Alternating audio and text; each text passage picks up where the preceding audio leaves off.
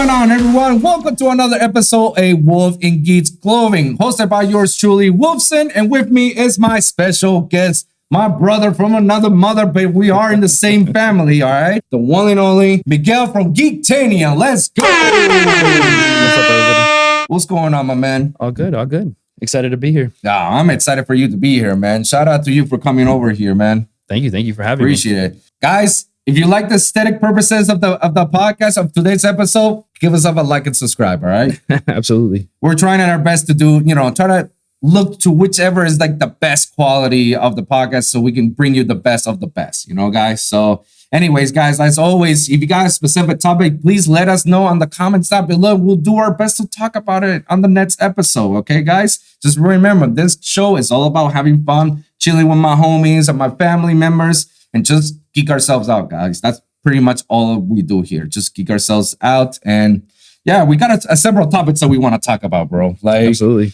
We definitely want to talk about TCG stuff, right? Because that's like our main hobby. Yeah, and big hobby. His recent main hobby, we're gonna talk about that because it's like he was there dabbling once in a while, but then after a certain Japan trip, all of a sudden it converted you to like, oh yeah, now I'm the TCG god.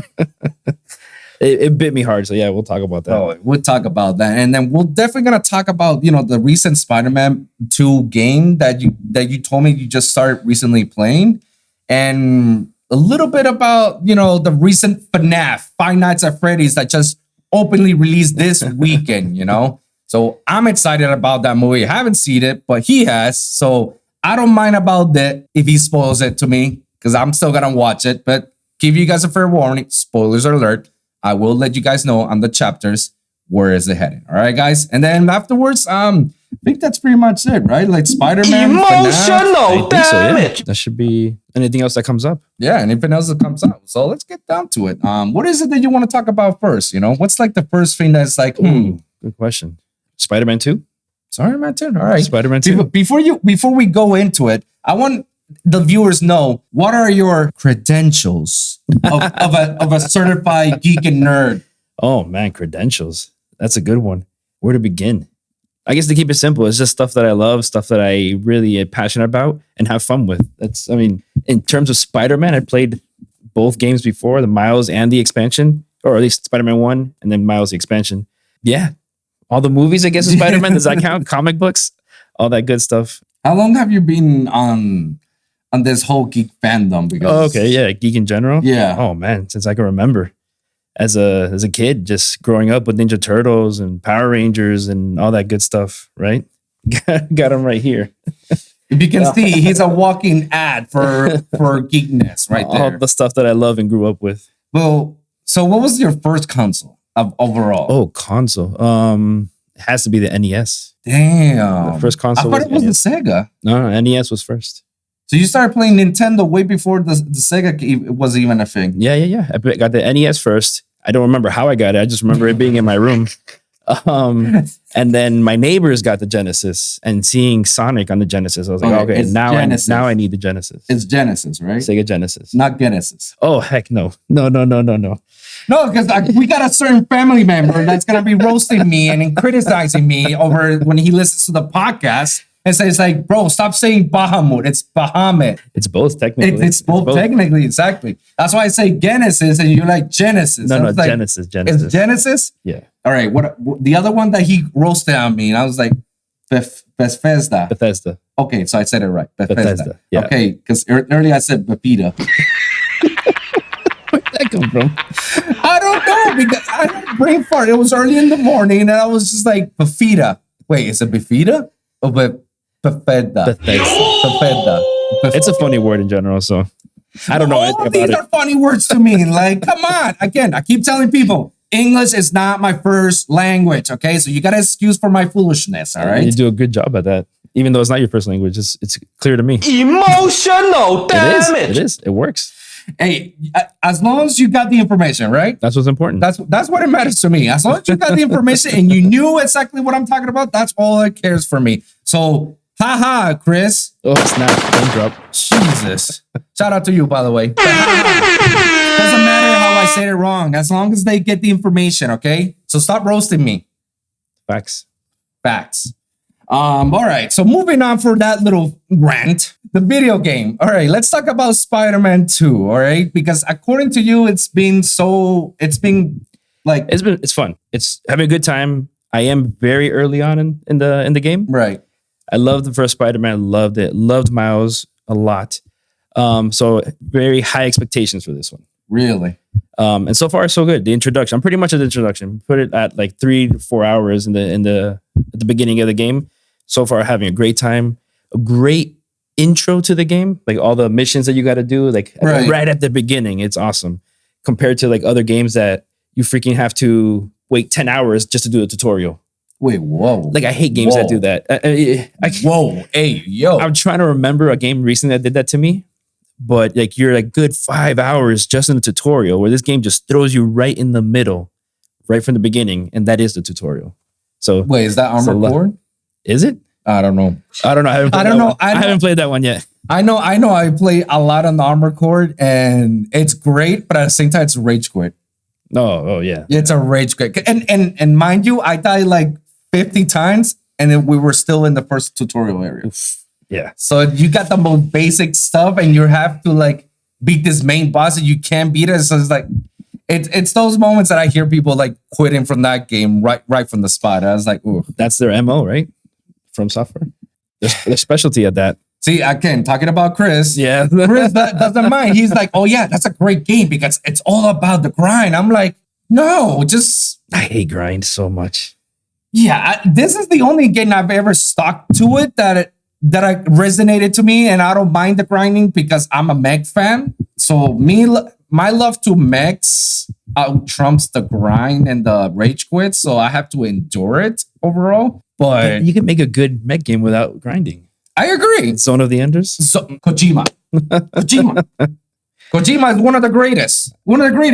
And anything that Bandai Namco does about Gundam is like, I'm all about it, you know? It doesn't really necessarily takes like whole grind. You can just basically set up the level that you want and that's it. Call it a day. Even Zone of the Enders itself. And any Kojima game is, you want it very easy or you want it very hard or in between, you know?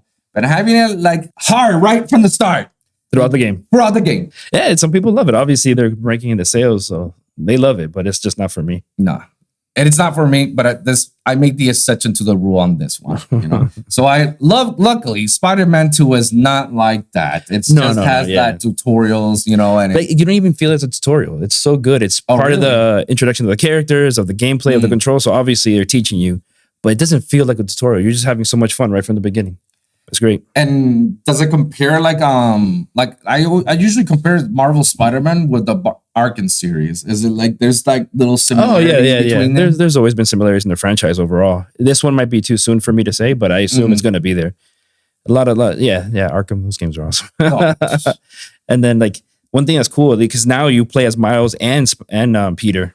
And how you can switch between them while you're in the game is really cool. Oh, so it's not like you have to choose one character, play that entire character, and then new game, play the other character. Right. Like I imagine, this is what I imagine so early. But throughout the game, you'll be able to switch back and forth in the menu. Yeah. So you can like, I'll play this mission as Peter or play this mission as Miles. Okay. And I imagine there's going to be certain parts where you have to do Peter or you have to do Miles, which is fine. But yeah, it's cool that you can switch between them mid-story or like in the middle, in the freaking mission. Like you're done. Okay, now let's see what Peter can do. So it's all simultaneously right there. It's right there. You just press like the pause menu and just switch. Not even pause. It's like the little app where you get your missions and it just tells you where to switch between Peter's and Miles. So it's really cool. I like that. I noticed that right in the beginning. And hold on. So will the mission change if you choose characters, right? So far there's been character specific missions. Mm-hmm. It'll be very interesting to see if I can do the same mission between two characters. Yeah, see if there's a different strategy you can take through the level. I'm interested to see that. Or certain characters, like only this character can do this level because of the mechanics. I imagine that's going to be a thing. Yeah, that's actually pretty cool. And let me get: is this actually the actual sequel, or is it like technically the third game? Because I know there was a Spider-Man Miles Morales. Yeah, I see that as an expansion. But it is technically like 1.5. Oh, that's how I see it. I see it as Spider-Man 1.5 because it's a much shorter game, but it's still so good, so good. I can see that being its own game. I mean, it really is its own game. So between like all three games alone, like, do you think that there were that much of improvement, or everything was just pretty much the same one after another? Between 1 and Miles? Between 1 and Miles, and then from 1 to all the way to the second one. I guess the second one I still can't say because it's still so fresh into it. But between Spider-Man 1 and Miles, that's why I call it an expansion, because not much changed between those two. Just new missions and obviously a new character, new story. But and then to be fair, Miles has his own power like setup. Like he has his own tricks that Peter doesn't have. So that was fun. It was, I guess you can only say graphically it was a minor update, but everything else was really, really, really cool. So far, like in the second game overall, like you see a new type of mechanics. I mean, the one that you can switch. Yeah, exactly. That's the biggest one that I can see so far. I don't know if it's a spoiler, but it's pretty cool. Spoiler alert, 3, 2, 1. And to be fair, it's a gameplay one, so it's not a story one. But it's freaking cool. You get your web wings. You can get, like little webbing here, so you can glide. Oh, it's very cool. Very, very cool. Both of them can do it, so that's fun. Oh, so that's what's happening on the. I've been watching that stuff in Twitter and whatnot. It's really cool. And I've only used it a little bit, and it's really, really cool. Like just the freaking first battle was oh my gosh, what's his name? Sandman. And then he's obviously huge. Yeah. And you get to use your web wings all around him while battling him. It's so freaking cool. I call them webbings, whatever they're called. It's so cool. Is it true that you can actually fly with those? You're gliding the whole much, and then you can dive down just to get speed and then glide back up. And so it's like you're constantly gliding. It's really, really cool. Oh, that's pretty cool. So that's definitely new, absolutely new. And yeah, just fighting in the air is so cool. Wait, you couldn't do that in the first ones? I don't remember doing that. Fighting in the air? You're consistently flying and fighting. You're like grabbing items and throwing it at them and then shooting web while you're in the air. It's so fun. Oh, I didn't know. Wow. It's really cool. And like obviously you can I'm trying to remember in the originals, you can just shoot, you launch enemies up and fight up there. But I'm talking about like literally with the webbings, gliding and throwing things around. Yeah. It's really, really cool. Having a lot of fun with it. So far, like this is going to be one of those games that you're going to just like play every day or every weekend whenever you have a chance of it. Right, yeah. That you're just going to grind on that game because it's so much fun. It didn't even feel like a grind. But I get what you mean. Like, yeah, you're just gonna go at it because it's just so much fun. That's actually good. I see. Maybe it's the age. Maybe it's the age. Absolutely is because, and we've talked about this a couple of times. Like I've gotten to the point like I haven't had the chance to play a lot of video games as we used to back then when we were younger, and lately I've been finding like whichever games I play, I just want to finish it and that's it. Like I don't want to stuck like I'm doing right now in Armored Core that it's like I'm stuck there for hours and hours playing. Like, no, I want to finish it, get done with it. All right, I played it. It was cool. 10 out of 10 type shit. All right, on to the next one. Yeah. Yeah, now I don't have that patience. And I don't want to even play it on the normal settings. Like, we got these normal settings like easy, normal, hard. Technically, I just put everything on easy. I like that. I don't care. Yeah. Like, thanks to you, you got me. You give me the inspiration to just encouragement. The encouragement is just like, all right, let's just go easy mode. Fuck it. Yeah. Just enjoy the game overall. Don't stress yourself on playing it. I find myself if I'm rage quitting or getting mad, I'm not enjoying myself. So at that point is where I lower the settings. I always try to start a normal for a little while just to try it out and see if it's worth it. Because especially once you go past 30 hours, I'm like, I don't care anymore. Just easy mode and just go. Because that's a lot of time. And I can't do 100-hour games anymore. No. The sweet spot for me is like 10 to 15 hours. Give me a good amount of entertainment. Yeah. And I'm set. I'm all good. That's why I'm never mad when God of War came about. So good. It's like so good. Beautiful. Like perfect that amount of time, everything. Oh, yeah, gosh. Like I remember that it's like whenever I have an hour to myself to chance to play it, it's amazing. It's magical itself. Like it's like you enjoy the experience and you just like, holy crap. It gives you the wanting of I want to play more. That one does, yes. Yeah, absolutely. The replay value itself is crazy. Yeah. See, those games like they're so perfect. I never feel like, oh, I'm struggling or I'm grinding or I have to get through this. No, it's just perfect. Yeah. Even the other Spider-Mans were just like that for me. So excited. So have you already, probably you're too early to encounter it, but have you already encountered the bug that everybody was talking about? I do not know this bug. Tell me. What is it? It's an insult to our people, Miguel. Oh, okay. Yes. Okay. I did not see it, but I read about it. Yeah. And it's like, supposedly it's fixed already. So has they made an update? Yeah. There was an update that fixed it. Oh, okay. But you already updated the patch. Yeah. I installed it and then it came with the patch. Oh, okay. Yeah, okay. yeah, yeah. So for those of you who don't know about the patch, the minor bug, so everybody knows, and we're not trying to throw shades or anything, guys. This is not trying to be like, oh, why can't he beat this? It's like, no, guys. Miles Morales in the comics, in the movies, and whichever you get your source information, he is 100% New Yorican. So he's Puerto Rican or half of it, however you want to put it. You know, and there's a pride for that, like he's Puerto Rican. In the game itself, people have found out that when they got into the Almost everywhere. almost everywhere, almost everywhere. In his apartment and even outside, wherever the flag was, it was the wrong flag. Congratulations. Oh. You played yourself. I saw I saw screenshots from around the city having that flag. Oh, I didn't know that. I only know about the home. I didn't know the it was a little. Okay, Yeah, so yeah, it's an insult. Sorry. It was a mistake. It was a mistake. Here's I'm playing devil's advocate at this. You guys have to understand something. The Puerto Rican flag and the Cuban flag are literally the same thing, only inverted colors. You know, when you get the lines are red in Puerto Rico, the Cuban is blue on the stripes, and then the triangle, Cuban has it red, we have it blue. It's the same one, inverted. I'm not gonna get into the whole history as why they're both the same. They are Spanish conquistadores, whatever. Google it. You'll find out, guys. But it has been known that in New York, there's a high, dense population of New Yorkers. That's what we like to call the people who originally from Puerto Rico or are Puerto Ricans, moved to New York, and they call themselves the New Yorkers.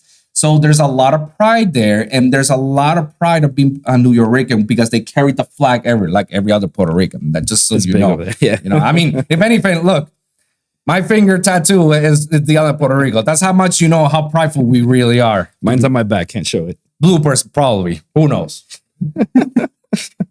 But we carry a sense of pride about that. And we all know that Miles Morales is half Puerto Rican and half black. So the fact that the Cuban flag was posted everywhere sent a huge outrage. I don't know if there was an outrage coming from the Puerto Rican side or from everyone else in general because of being that geek of like, no, it has to be. Like it's wrong. Yeah. I wonder if it was a lot of confusion from what I saw. Like, what is going on here? And like you said, it's the same flag, just inverted colors. So somebody that doesn't know is going to make a mistake. They make the mistake all the time. See, and that's where I was trying to go to. I was going to play devil's advocate and say like, all right, it probably was an intern and he didn't know any better. And he thought like, you know what? You know what's cool? Let's see if we can invert the colors so it can look so cool and so like, update, fresh and whatnot. Little did he know that's like, no, don't do that. It seems like an honest mistake, and they were on top of it quick. And the update went out like day 3 of the release. So. So this was like after day 1. This was the complaint. Damn, people have been playing that many hours. Holy shit! It was a quick update on their part. So it was that early in the game. I mean, shit. How far? Oh yeah, those people that they'll crack through that game in one day for sure. Especially if you have the time. It's so easy to jump into it. It really is. I've seen a lot of streamers that they say like call out for Friday off so they can play the whole entire day, and they're like, oh, we're sick.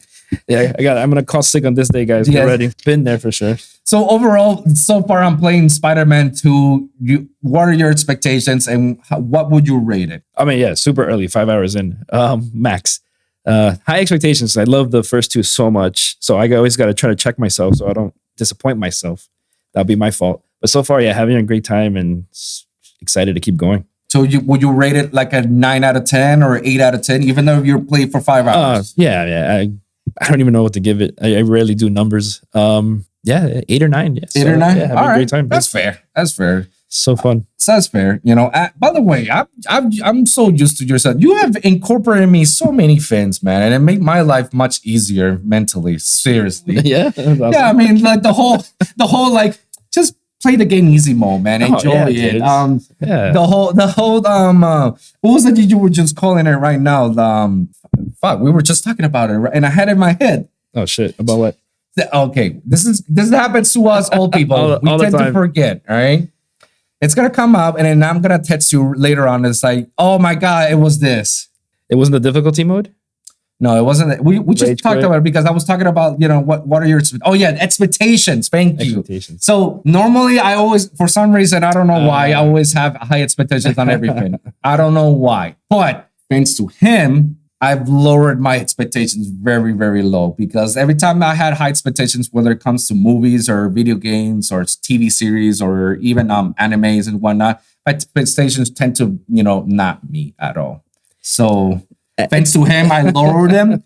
And because I've lowered my expectations, I've managed to enjoy a lot more on the content. That's the secret, man. I noticed it. Just lower the expectations, you enjoy it a lot more and more happiness. Right. So it's a win-win. I guess like depending on the content or I guess the property, my expectations will adjust. But like Spider-Man, my expectations are going to be where they are because Insomniac is so freaking awesome. Yeah. But if it's something I don't know, like FNAF, we'll talk about later, my expectations are lowered like accordingly. So yeah, it's interesting. I enjoy it a lot more. Great segue, man. Let's talk about FNAF. For those of you who doesn't know FNAF, but I'm pretty sure you all know, FNAF Five Nights at Freddy just recently released, right? Yeah, this weekend. But they did a simultaneous release, stream on Peacock and theater release, which is kind of odd to me. It should ring some bells to some people. Yeah.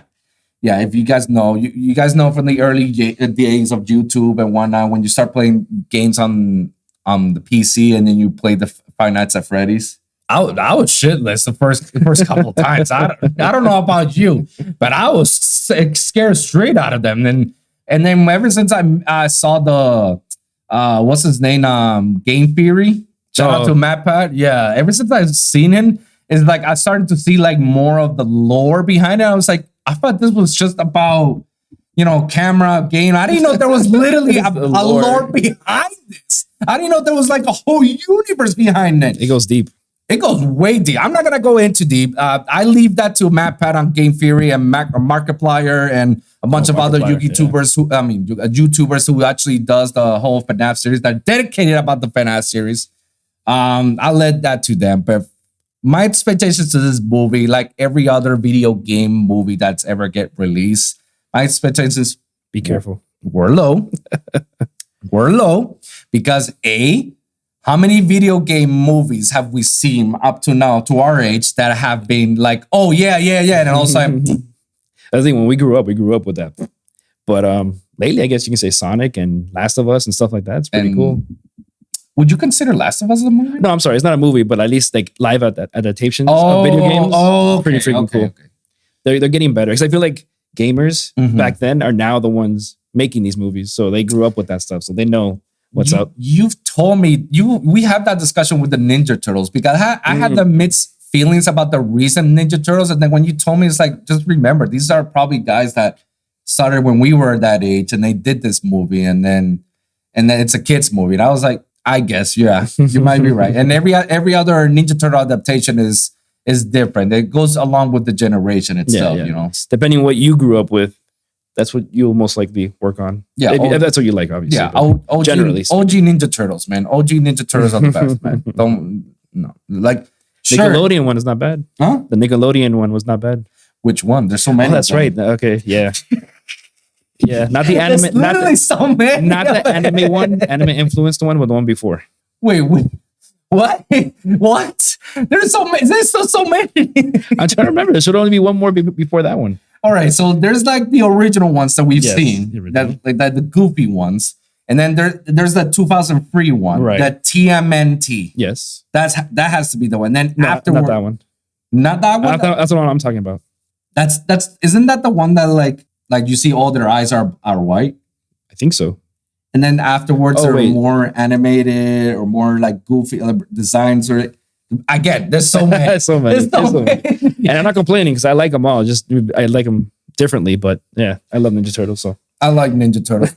we diverted from FNAF, but hey, FNAF itself, like you watch it. I haven't watched it yet. I'm gonna watch it eventually. I know, but it's okay if you spoil me for it. And spoiler. By the way, guys, spoiler alert in 3, 2, 1. Spoiler alert. About the FNAF, and also. I have low expectations on watching this movie, and I'm gonna watch it regardless because I love the FNAF series as it is. Like it don't matter whether it flops or not. I just more or less trying to figure out what's the story it's its own universe.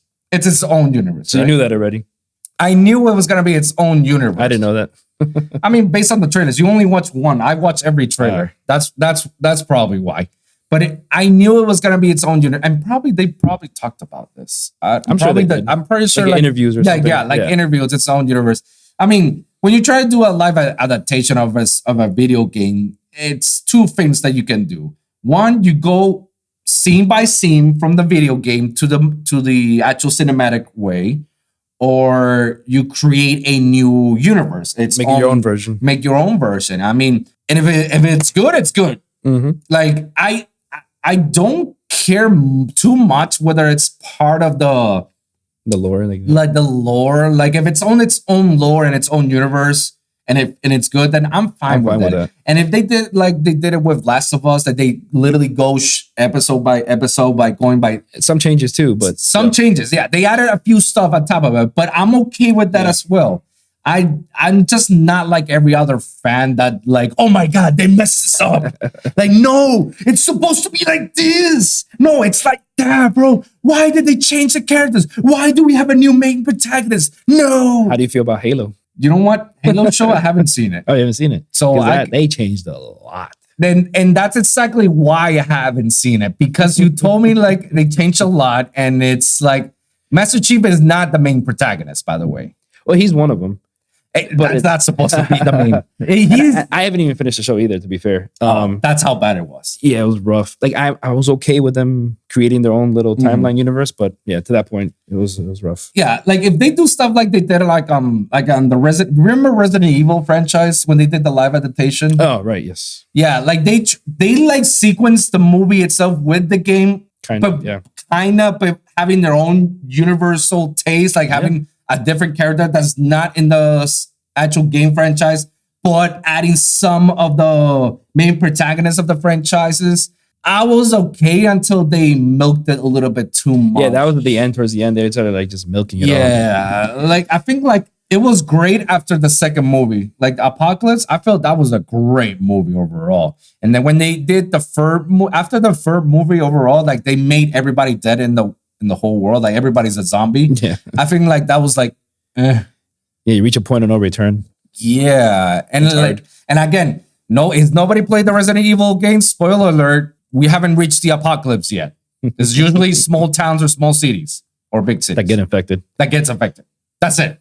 So it's not the whole world gets affected and everybody's a zombie. No, like they did in the Resident Evil. And when they did the second movie, like the reboot of the Resident Evil. Oh my God. Which was the reboot? It was it was like 2-3 years ago. The show? No. The movie, reboot movie. Oh, I don't remember. They did. Oh my God. And the Netflix show was also bad. Oh my God. Like it started off okay. And then I was like, what is happening? Yeah, you're right. I forgot about that. I was excited for that one. The movie, the one that we keep criticizing about Leon is that movie. Okay, it's not a white dude. It's an Indian dude. Yeah. Not trying to be racist or bigoted or anything. Yeah. That doesn't matter. And it doesn't matter if you play a good character. It doesn't matter. Yeah, it doesn't matter to me as long as you play the part. Was that the show or the movie? Movie. That's the movie you're talking about. Yeah, the movie. Oh, okay, I remember now. Because, I haven't seen that one. That movie. Don't watch it. I'm telling you right now. That movie has so much potential in the storyline. It had so much potential, but they throw everything all at once, all into one movie. Like they make 2 or 3 games into one movie. Oh, really? Oh, wow. That's how strange it was. And I was like, bro. Yeah, they try to do too much. They have potential.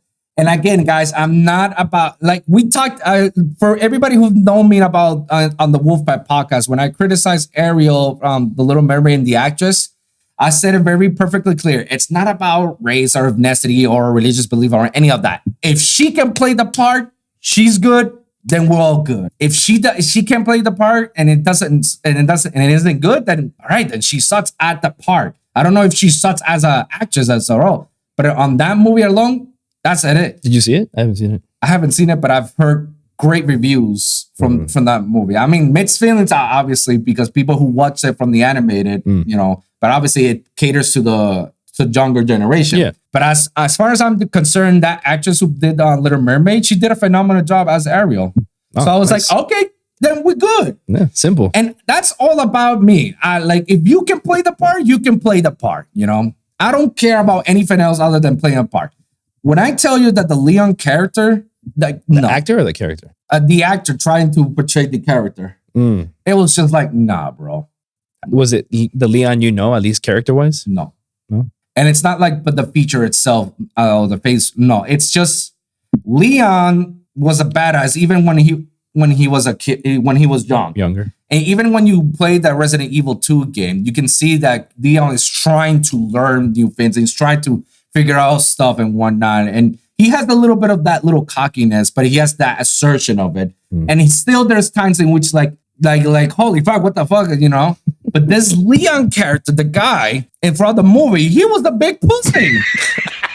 I didn't see this one. Oh my God. I rage quit at that. Like, you have to talk to Chris and let her know. Like, the whole time I was just like, what the fuck is this? This is not the Leon I knew. Or maybe it's not the guy. Or maybe it's the writers that write him like that. Maybe it's the director. It could be. Maybe I'm just blaming a lot on the actors, but that's what we fans do. We tend to blame it on them instead of the writers. Emotional damage. Besides the point, again, low expectations with this movie of FNAF. I already know the whole lore series. I'm already up to date. I played all the games, including the recent one with Security Breach and the DLC, which is like, it gives you more mindfuck moments out of it. So in this movie itself, do you think that it met its expectations, or it was like so? To set the bar, I know nothing about FNAF. Oh. I've never played a game. I don't know the lore. Just I hear from you in passing and from Leo in passing, but that's about it. So with that said, Yeah, okay. this movie was meh. Okay. Meh. That's fair. That's fair. I didn't know what was going on because I couldn't compare the differences. Oh, Right? So I you couldn't- didn't know I didn't- about all the Easter eggs and all the Right. game references. I was watching it with Leo, so he knew stuff and he called it out, so I knew that way. But that was about it. So you didn't know nothing. You just I went in blank. Yeah, I had no expectations, no knowledge of it prior. fair enough. So it was meh. Fair And it enough. was the game sounds more interesting, Yeah. and the story and the lore sounds way more interesting in the game. But yeah, they did what they could. It's very, very different. Like from what they told me what the game is versus what the movie is.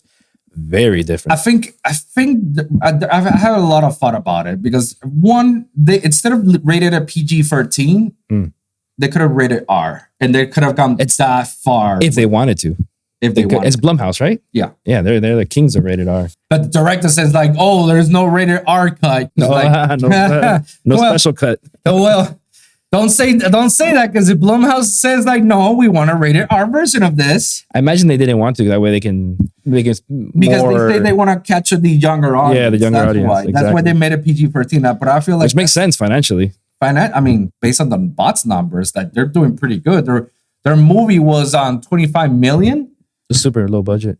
super low budget, but they're already making it. They already made it back plus more. Like last time I checked, it was like 50 million at the box office. That's Blumhouse's specialty, man. That's their Low budgets, higher bots. yeah, for sure. No, I guess they did a good job. I'm gonna watch it eventually. But I've seen the reviews of people's like a lot of people are saying, and of course Rotten Tomatoes, they say, "Oh, it's garbage." IGN, it's bad.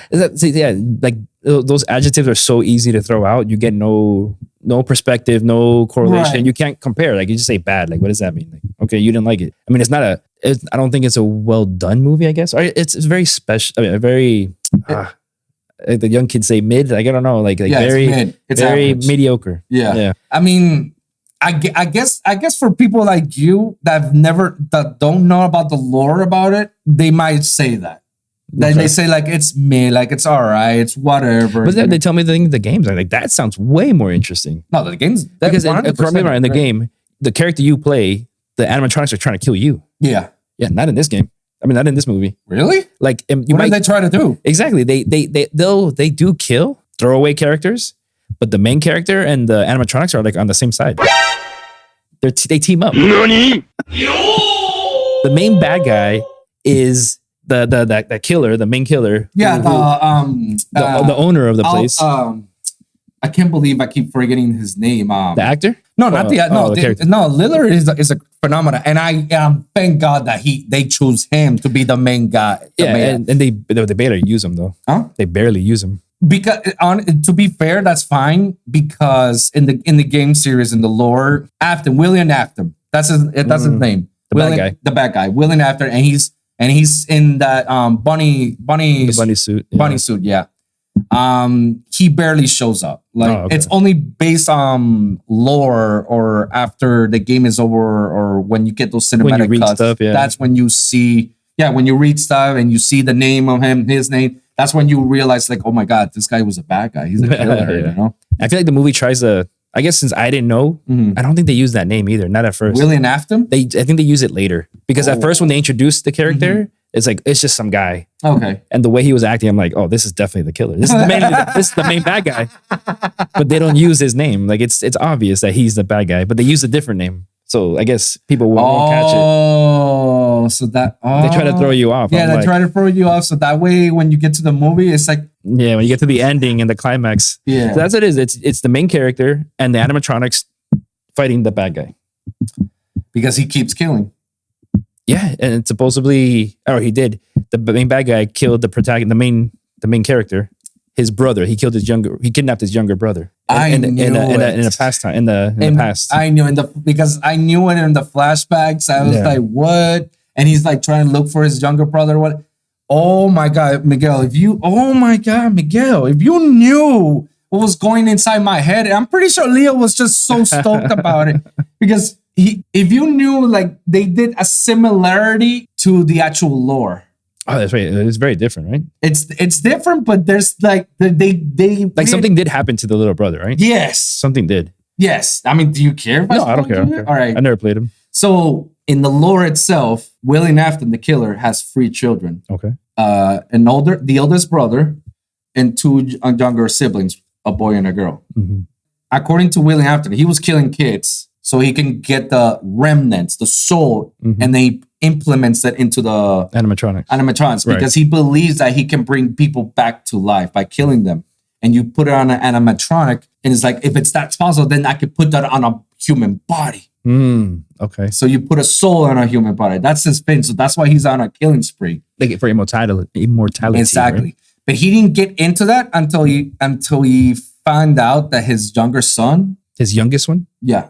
So he had the oldest, the little kid, and then the little sister. Okay. The little kid, he was known as the crying child because he was always afraid of all the animatronics. And then his older brother always bullies him and scares him with all the animatronics faces and whatnot. So they celebrate his birthday into the Fazbear's place. And as a joke along with his older brother and as a joke with all his friends, they wore the mask. The mask. And the kid was crying all the time. I mean, he's known as the crying child. And then to be traumatized. it's pretty messed up. But the older brother I don't know why. The older brother put it as a joke, like, hey, I'm going to put your face near the animatronic's mouth. He's like, no. So obviously he was crying the whole time. And then he didn't realize that the animatronics was on a faulty. And then the animatronic's mouth just... Oh, wow. See, I was going to say, in the movie, they show those animatronic masks. They're brutal. Yeah. I think shit are scary. Yeah. So imagine like you're a 5-year-old and your older brother is like putting you in. So he killed his older brother, his younger brother. But he didn't do it on purpose. Not on purpose, but he did it. But it's because William Afton actually like did that on purpose so he can actually get like a kid. A kid. Yeah. A kid. He didn't know it was going to be his kid. Oh, shit. So then that kid dies. And then the brothers and his friends was like, what just happened? Holy shit. And later in the series, we find out it's not confirmed per se, but it's indirectly telling you that the security guard is the older brother. And he's feeling guilty of, because his baby brother die. And then... So is he just losing his mind, or are those animatronics attacking him? No, the animatronics are attacking. They are attacking. Okay. No, they are attacking. But it's all based because he has the same name as his father, William Afton. Oh, so they hate him. So they hate him and they assume that that's William Afton. But in the shadows, William Afton is doing other crazy shit, killing them. And his brother is like trying to prevent and releasing everybody so souls that can be released because they know all the animatronics are on a rage quit. And then later years, they find out that his baby sister as well, she gets killed as well. Oh, wow. By one of the animatronics because they built a machine that literally scoops out all your insights and then puts all your soul into it. So this sounds like a movie Blumhouse should have made, but I don't know why they went this direction. Interesting. Like that's their specialty, all that gore fest stuff. Yeah, no. It's like when you read into the lore itself, and look into it, you're like, what in the actual fuck is going on hardcore. here? I didn't know it went that hard. Well, luckily for you, you go to Game Theory. He made a timeline. He's a cameo in the movie. Matt Pat? I believe so. It was called out when we were watching it. Like that's game theory. That's game theory. Oh, Supposedly a few YouTubers make a cameo. Interesting. Oh, that's pretty cool. So he was in the movie. Oh, I can't wait to watch it then. Even though it'll suck, all right, it doesn't matter. To me, I enjoy the lore itself. And I don't want to bash the actors, but I feel like the acting wasn't up to par, except for the main bad guy. And only when he showed up at the end. Little itself, man. You're like, it's Shaggy, It's Shaggy, and he's I mean, he's the original killer from Scream. Yeah, he's awesome. I like him. No, that's why I say they didn't use him enough, but I guess it makes sense with the lore. It makes sense from the lore, but I feel like I'm pretty sure they're gonna make a sequel, because if they make good money, keep making money, yeah. And if it makes money, then it's like, let's greenlit for a second sequel. Like, why not? And people are liking it. Again, I feel the critics. It's because they don't know much of the lore. I'm just going based on that they don't know about the lore, so they're just expecting something. They're expecting a good movie. And it's a good scary movie. That's what they're expecting. They're not without knowing what the heck it is. I don't think it was that scary. So it's more. And I hate scary movies. Like this genre is not. I don't like it. So take that with a grain of salt. But like, I didn't find it scary. It has a few jump scares, but it's not scary. I like scary movies. It's just that I haven't watched a good scary movie since The Conjuring, probably, and even before The Conjuring, it's The Sinister. No, mine was The Grudge. That was it for me. Yeah, that filled with nightmares for me for quite some time, and I don't know how my brother loved that. I mean, it was a good movie. No, it's a good, but it's terrifying. But for you to watch it all the time, no. Like, one and done. No, brother. And no, and he had all the sequels. Oh gosh, no. Like, and even the Ring sequels he had. The Ring was a big one too. But see, those are scary movies. This was not scary, especially once they started teaming up together. I'm like, wait a minute, I'm so confused. I thought the animatronics were supposed to fight the main character, but they basically teamed up to take out the bad guy. So there was no scary. They had a few jump scares, very few. But that's kind of weird. I had no suspense. Because here's the thing. The animatronics are supposed to defend the kids. Which they do. Because the main character has a little sister. Oh, okay. Yeah. So they do defend the little one. And they think the older brother is a threat at first. But then the little sister vouches for him. So they're like, okay, cool. We're friends now. So it was very, very confusing. Interesting. But I was going to tell you the similarities. Remember, he said he had a younger brother who got killed, and then he has a sister and a brother. And supposedly they're from different parents, though. Exactly, different parents. Okay. So you see the similarities to what I explained to you. Yeah, for sure. From Willie and after. He has 3 children, the oldest, the youngest, and then the girl. Right. So if we expect a sequel. But see, as of right now, who knows if it's true? I mean, what they do later. But like the main character and the main villain, they're not father and son. No, so they're just strangers. Yeah, they're strangers. Okay. Yeah. So let's say they try to make their similarity out of it. The cop in the movie is the daughter of the killer. There's a daughter, but she's a grown up. She's not a little girl. Oh, I'm sorry. Should I spoil this? I don't know. No. That just adds more to the lore, the similarity to the lore, because in the security breach movie, the game, there's a security that's like trying officer, like a security guard officer trying to get the kid out of the megaplex. But the kid doesn't know, and the animatronic doesn't know. So she's trying to find it. But then later they find out that she's also a killer. Oh, the cop? Yeah, in the game, because she's being brainwashed by William Afton. Yeah, she in the movie she got a lot of trauma with him. Yeah. So that's another similarity, bro. That's like the sequels are gonna written itself. The sequels are gonna written itself, and they bring the similarities to it. Like, I'm loving it. Wow, I'm already geeking out about it. That's so cool. So this is cool. It's cool that you like it. It's cool for me because they actually did a good job of bringing some similarities to the lore. Some similarities, yes. Yeah, to the actual thing. Sure, they did their own universe, and that's fine by me. As long as they did a good job, all right, cool. I'm a little bit shocked about the whole animatronics teaming up with it. It takes a little back and forth, but yeah, essentially you see they're walking in the arcade together, no problem. Okay. Again, it's all I'll have to go based on of the lore, because the kids they don't want to kill anybody other than an adult. They want to kill the adults because the adults is what They don't trust them. Yeah, they don't trust them. And the animatronics were already programmed to protect kids no matter what. So whenever a kid gets lost from their mommy and daddy and whatnot, the animatronics is supposed to help them say, hey, here, come with me. We'll wait over here until your mommy and daddy comes. Gotcha. And that's when Afton takes advantage and kills the kids. When they're all alone and they're lost but obviously the animatronics don't know any better. They're just robots. They're just following an algorithm command. Right. They're like, you see a kid by yourself, hey, come over to the room. And Afton just basically kills them in the room. Ugh, shit. Again, these are stuff that Blumhouse should have done. Yeah. They should have done some of this. This is their specialty for sure. I hope they can release our R-rated version of this. It would have been, I'm pretty sure a lot of people will be like happy about it. And I'm pretty sure if they make sequels, I mean, after so far, the first week in box office is 50 million. I heard they made their money back already. They made their money back plus more. Yeah. And it was a simultaneously release. Right. Feeders and streams, and which we've already seen this back from other movies that sometimes it's not a good idea. Right. That it's like usually okay. What I've read about that is like usually the distributor does not have faith in the movie when they do Yeah, exactly. So it's scary. Like why? Exactly. Yeah. So the fact that they both release it and still make their money back and plus more. Yeah. That tells you like, all right, it's good enough. To me, the fans saved it because they're the ones that really go watch it, right? Yeah, I imagine. And I think that movies cater to only for fans because there's other movies that I know that got released on feeders, and I feel like they should have been released on stream because some of these movies are more catered to certain type of audience niche, audience. Like have you heard of the Entourage series from HBO? HBO, yeah, I've never seen it though. Fantastic. Whenever you have a chance. Watch. It's like 10 seasons, right? 8 seasons. 8 seasons. 8 or 9 seasons. Yeah. With a movie that ended it all. Yeah.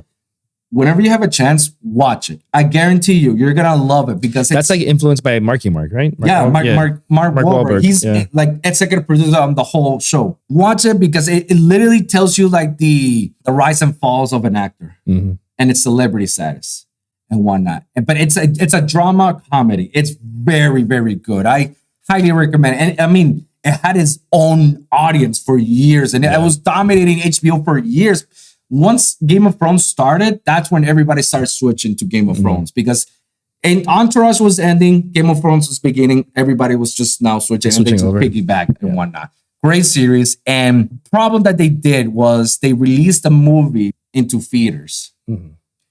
But they released it as of like, this is the final movie of the series. They didn't release it as of like a brand new movie for people to watch. Say, hey, it's like you need to watch the show. You need to watch the show before you see the movie, before you understand what's going on. Because I'm pretty sure the reason you'll be lost. Yeah, that was the big loss. They could have just have it released on HBO and call it a day and make their money out of it. But they released it on movie theaters, and from a lot of critics, they say it was average at best. But for a lot of fans, they say, no, this movie was fantastic. They made a lot of closures. For sure. It's like trying to watch Endgame without watching any of the Marvel movies before. You're gonna be like, what's going on? Or watching an Avengers movie.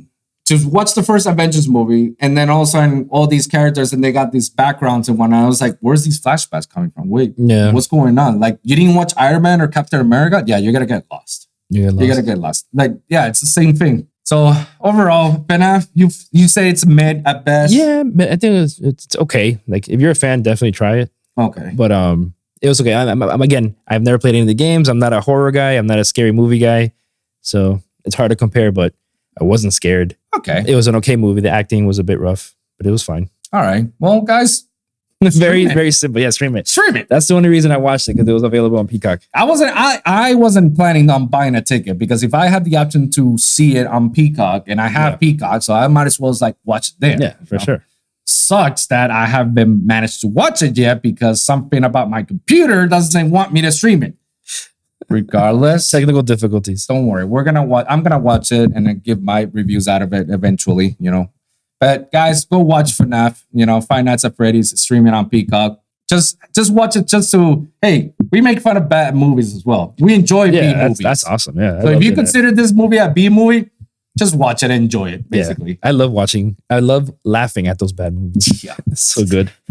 because they're that bad. It's so good, it's bad, or it's so bad, it's good. It's so bad that it's good. Yeah. Damn. What else? What else do we got? Oh, our final topics. Talking about TCG in general. Yes. Because this is something that you recently got the bug out of it. Yes.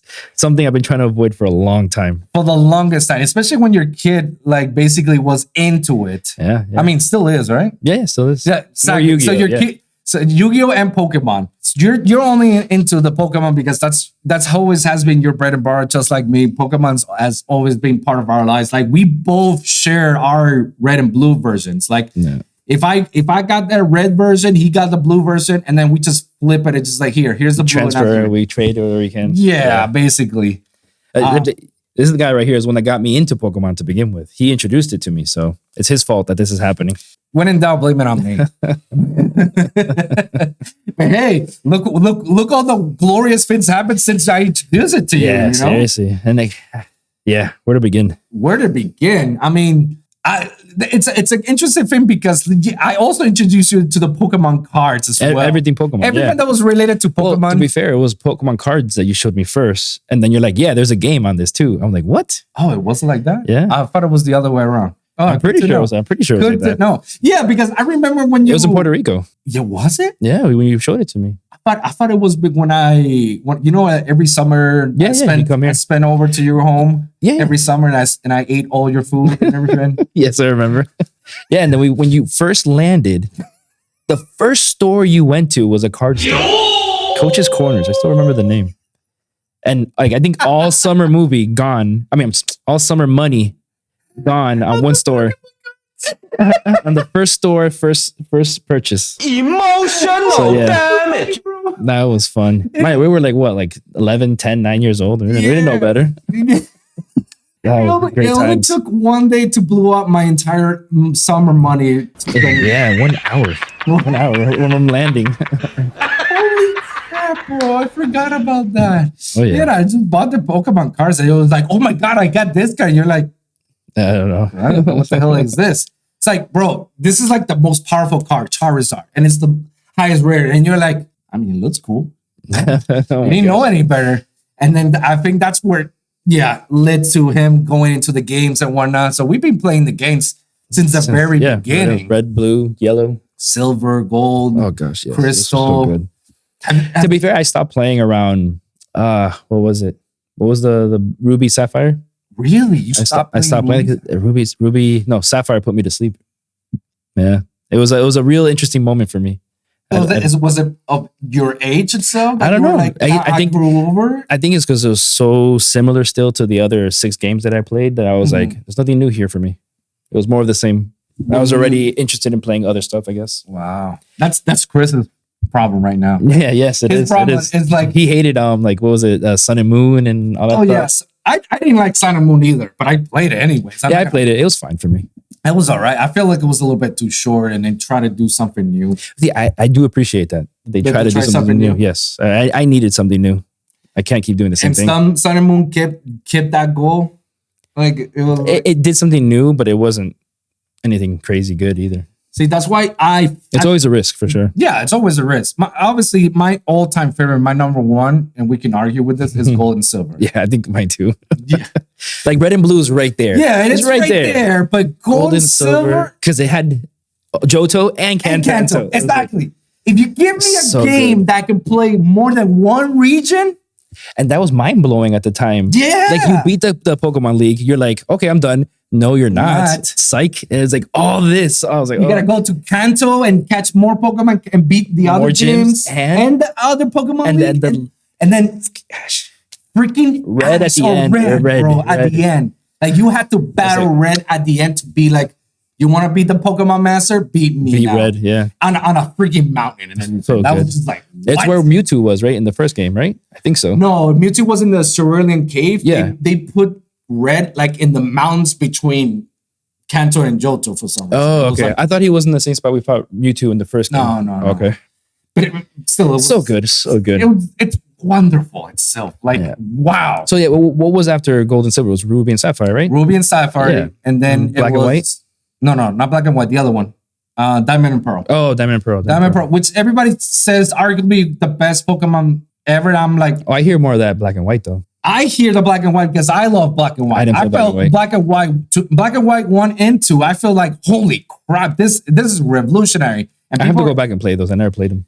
people are like saying critics about it. It's like, no, it's Diamond and Pearl. That's the best one. I'm like I don't know. I didn't feel that love with Diamond and Pearl. I did feel the love with Black and White. And then after was X and Y. I like X and Y. X and Y was pretty good. And I like that they did the new thing, Mega Evolutions. Oh, Mega is so awesome. Yeah, I like that. That was icing on the cake. Yeah, that sold me.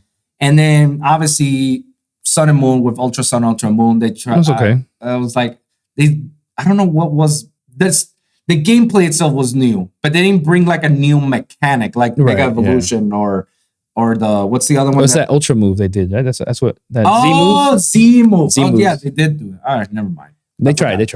I did try. And then it's just hard. You can't skip those things every single time. And then Sword and Shield was pretty good for its first Nintendo Switch game. Yeah, I liked it.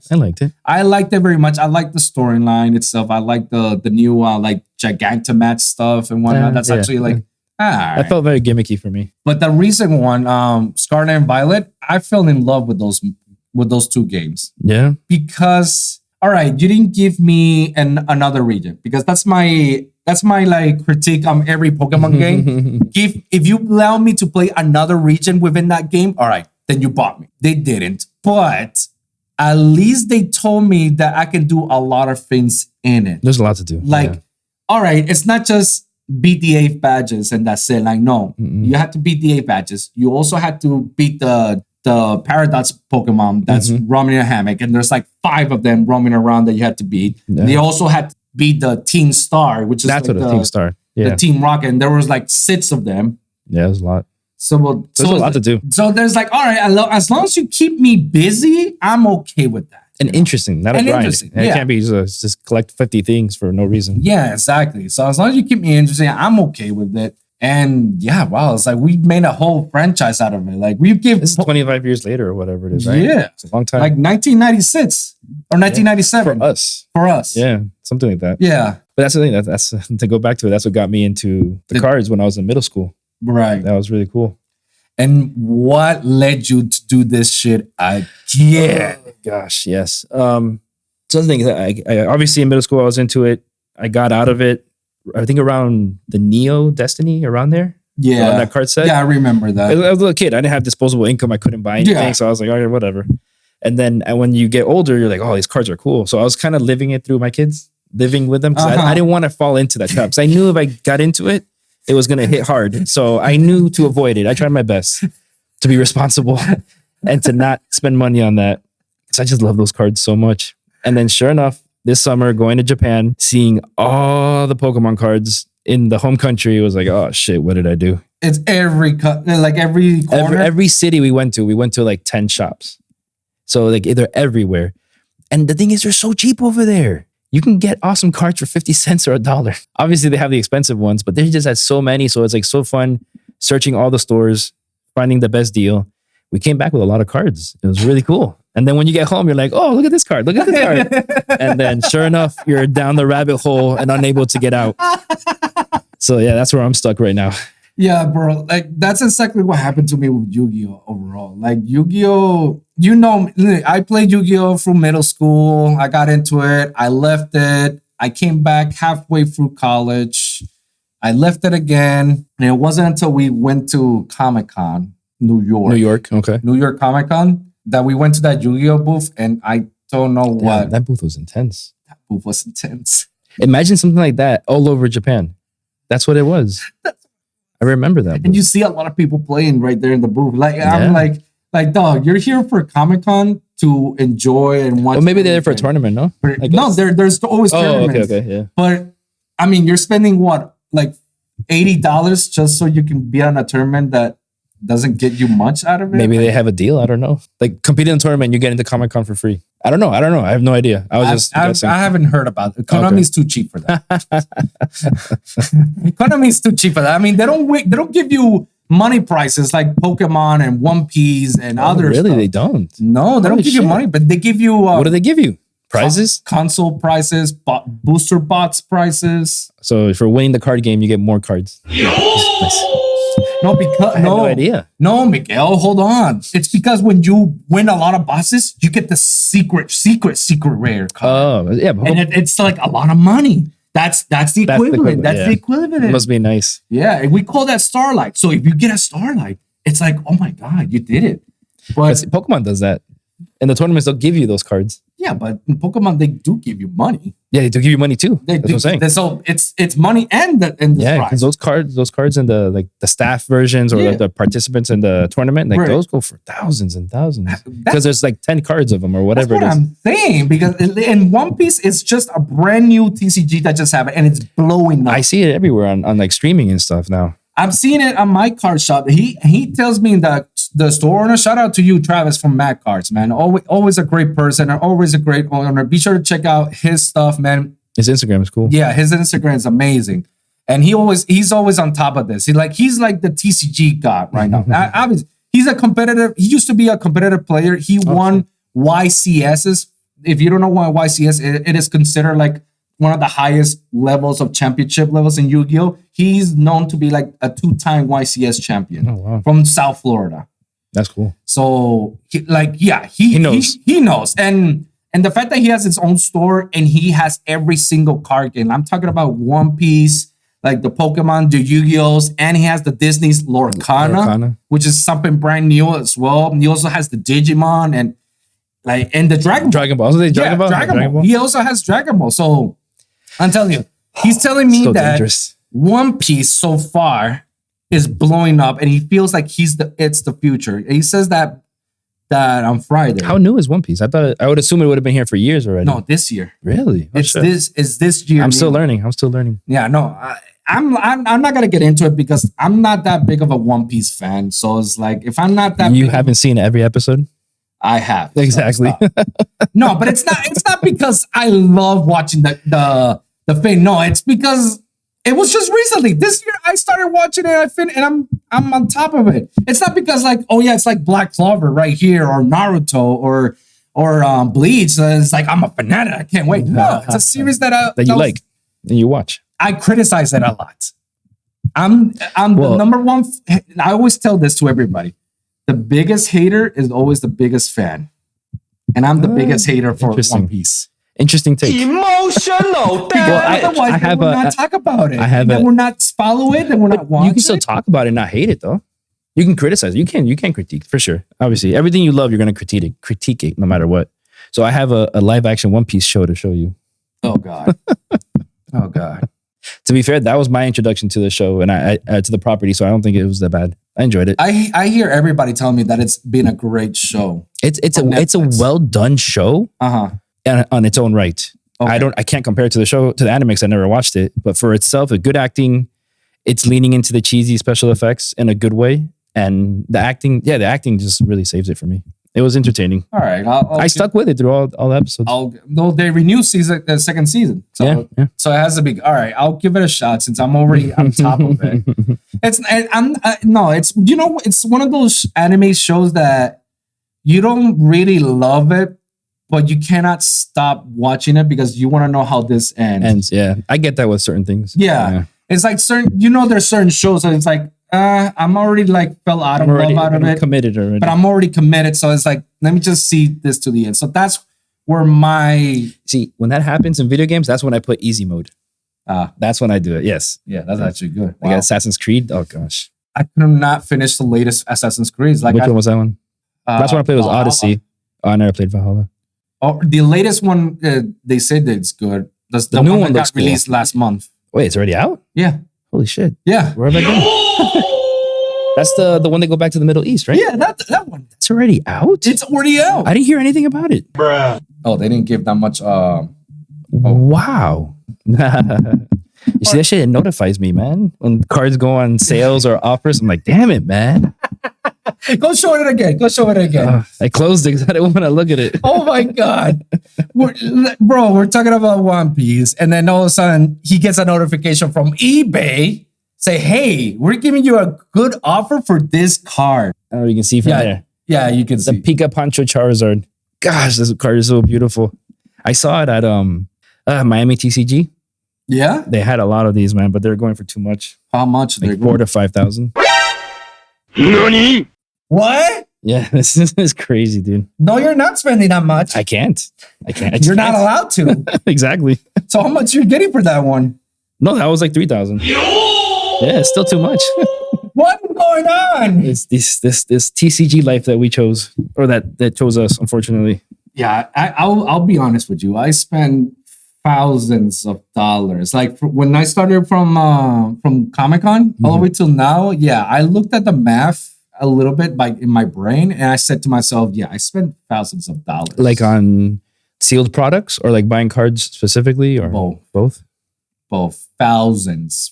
Like I accumulated. Okay, so Comic-Con is like my Japan, like that moment where it's like, oh shit, it got us. It got us, basically, because I said, I stopped by when there was this mechanical synchro. That was the last time I stopped altogether. And I'm telling you, that's like halfway through college. That's like 10 years ago, basically. So when Comic-Con was like 5 years ago already, right? Yeah. Something like that. Yeah. 2019. Yeah, 2019. Yeah.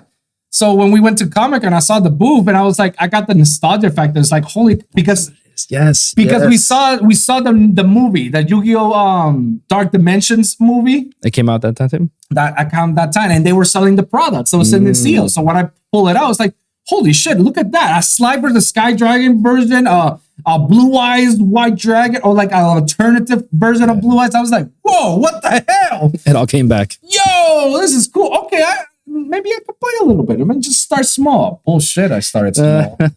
I spent a couple of $100. Yeah, it's easy. I think in Japan, easy $1,000 for me. And here's a funny thing. In Japan, they call what we call here TCG. In Japan, they call it, or in Asia, they call it OCG. What's the O? I think original card game. And here is trading card game. Right. At least those, right? And these cards are special because you can trade and play. Yeah. In Japan, they have some games that are only trade. Yeah. Trade and collect. There's no battling or anything. No, Japan and in Asia overall, because I have a friend that she plays OCG in Korea, in South Korea, and she tells me all these stories as well. And she tells me like what we consider the most expensive cards, she gets it for super cheap over there. 5 times less than what we get it here. Like and with, you know how we spend like $100 for 1 box of booster packs, you know, and we're hoping to get at least something out of it, you know, because usually it's all random, and you'll probably get like 2 or 3 of the rarity cards in a box. Yeah, she'll get it all of the rarity in 1 box. Oh, in 1 box you can get like a god pack. That's new to me. I didn't know that. Yeah, in 1 box you actually get like all the chase cards. You'll get it all in 1 box. Really, I didn't see that. But obviously it's different rarity. Yeah, so this card here in the States is like $100. 1 card. 1 card. And it's in that original printing, that original rarity, right? In Korea or over there in the LCG, she tells me that she can get that same card, but like a common. Okay. Yeah. But there's like rarities of that card. So they have it a common, a rare, ultra rare, god rare, stuff like that. So there's like tiers of it. We got that now at least. Huh? We got that now. Like we can go to like ultra rare or secret. Yeah, we got ultimate, secret, ultra, super. We got ultimate, quarter century, starlight. We have all sorts of rarities, but it's only in that print of that one rarity, and then you will have to wait until the next set has next year for it to get a reprint. Oh, okay. Yeah, that's what I was thinking. Like in another set, they'll reprint it as something else. Yeah, but it usually takes 1 year. And this is something that I learned over the years. It wasn't until like last year that I told you when we were testing, because you were telling me about the Age of Overlord that I've discussed about here in the podcast.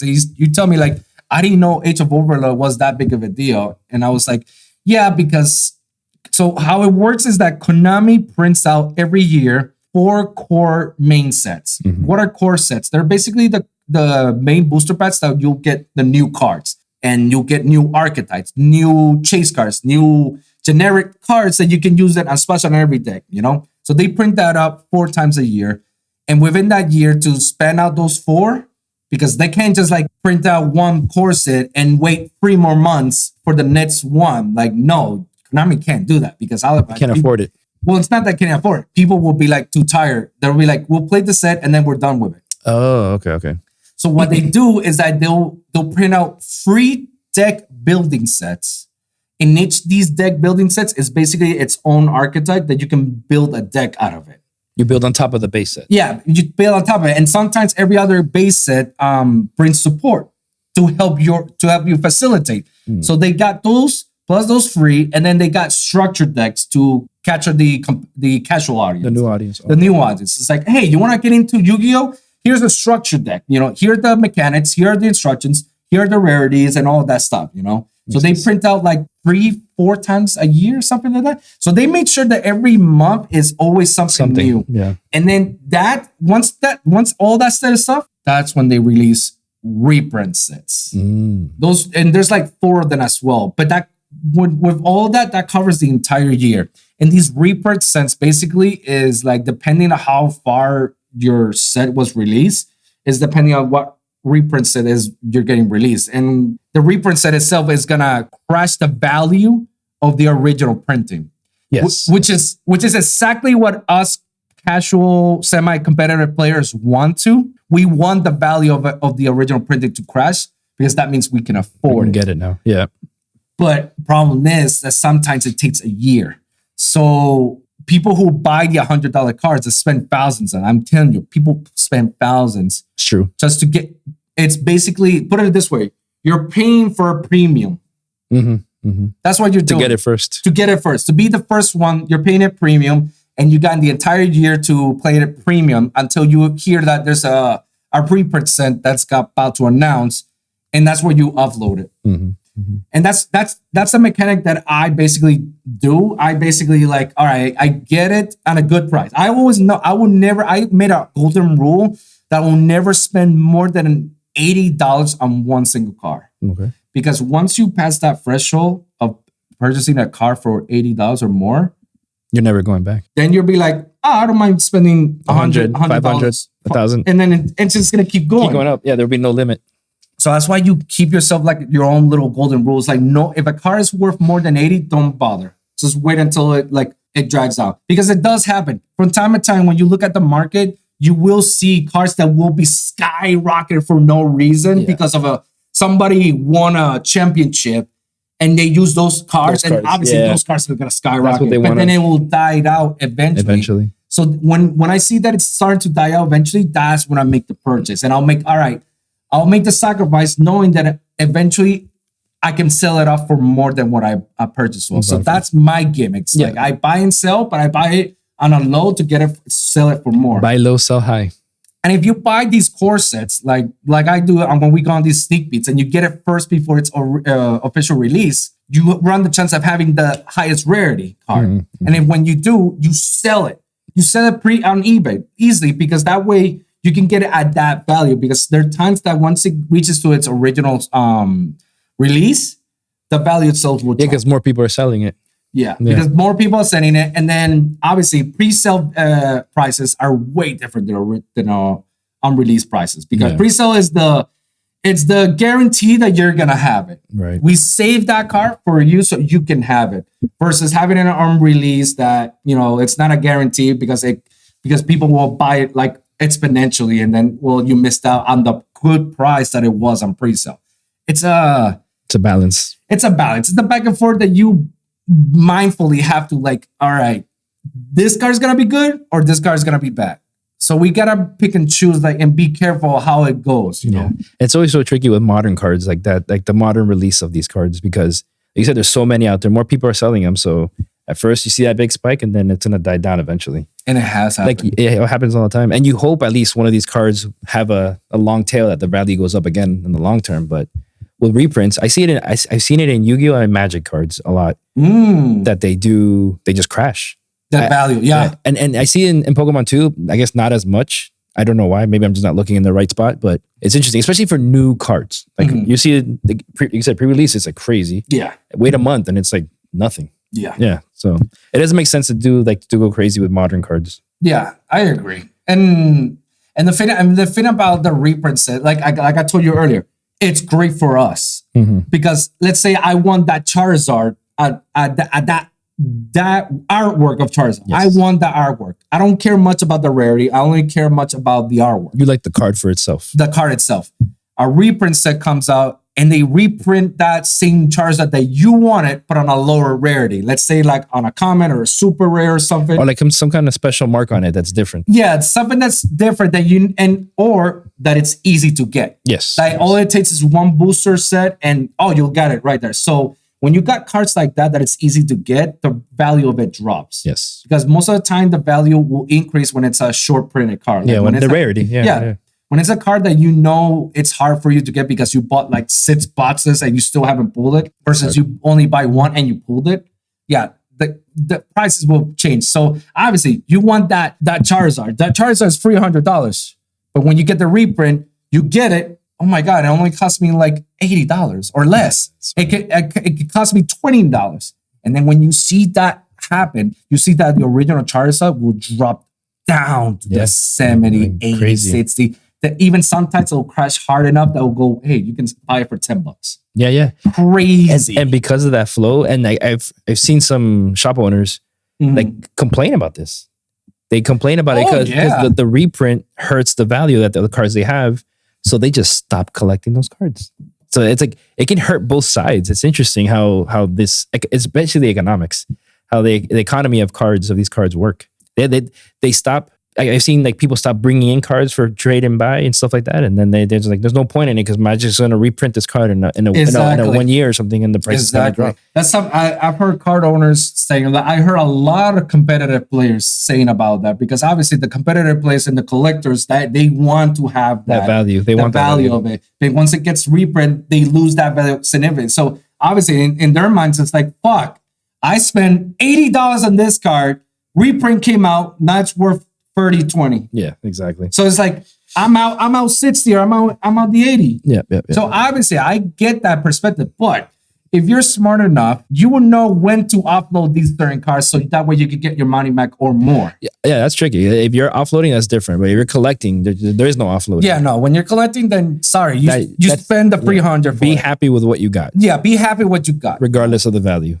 I agree. But like, it sucks. Like, from the card owner's perspective, at least, and from the casual fans' perspective, it's like it's tricky because I want those casual fans. Like easy to come in. You don't want like a walled garden around.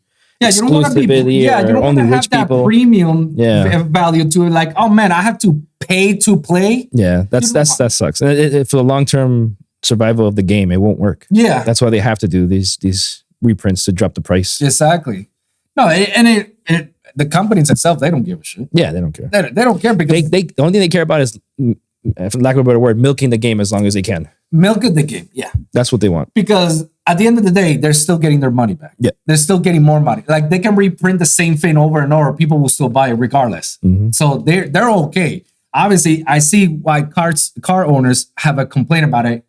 Competitive players, like, guys, shut up. Like you're in it for something else. You're in it for something else, and it's a hobby. It's not like you're a pro player and this is like life or death situation. This ain't bro. This ain't no $1 million professional league or something. Yeah. And I've seen some of these players like go at it, just like, and I see that even when I play on these regionals, I see a lot of people take this shit seriously. I'm like, guys.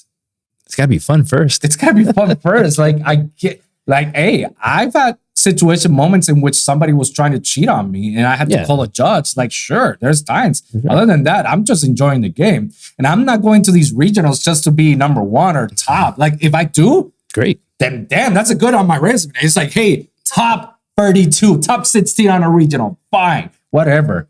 I don't care about. I only care about playing the game, man. Because that's where it's the fun part. Like, but if you're taking it too seriously, like relax, bro. Just relax. It's a card game. At the end of the day, at the end of the day, it's a card game. Like your life does not depend on this game. You gotta first and foremost just enjoy it. Yeah. You're not Yu-Gi-Oh, bro. It's a different mindset. You don't have to duel Pegasus. It's not for life or death. Yeah. End of the world. Honestly, but I get it, and at the same time, I just don't, and I bash these pro players a lot because it's like, oh, don't take it that serious. It's not that big of a deal. It's like you're not scoring chicks with that, all right? Hey, you know who I am? I'm the top 3, 5-time YCS champion. It's not a It's not a flex. pickup line. it's not a flex. All right, 5-time YCS champion. Ooh, okay, Cool. yeah. I mean, Good for you. good for you, man. It is what it is. We got nothing else to talk about. I mean, we covered for most of it. Last thing I want to talk about is your channel itself, or your social media, your plans with Geektanium overall. Like for people who don't know, obviously we're family members, but we started a podcast channel called Geektanium, and it started out with Geek and Chill. You know, it was great as it is because we both have fun along with our other cousins. You know. It was great time, and I missed it. I keep telling him I missed this. I missed this podcast so much. So we've done that for quite some time. We even went to Comic-Con with the Geektanium shirt, right? That's right. Yeah. No, we were all about it. So we went our separate ways. You know, nothing malicious happened. I mean, No, it was just for the podcast. Yeah. yeah. If you see we him still right see next to him me, all the it's time. because no, we're good.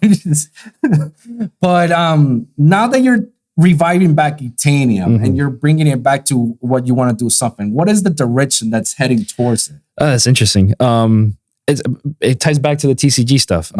It's an expensive hobby, super expensive, and I love the hobby. So I figured, just like have fun with it, nothing serious. Just give to the community, have fun with the hobby, and try to make a little bit of money to cover the expenses of this hobby. That's all it is, really. That's all it is. If I can break even, I'm happy.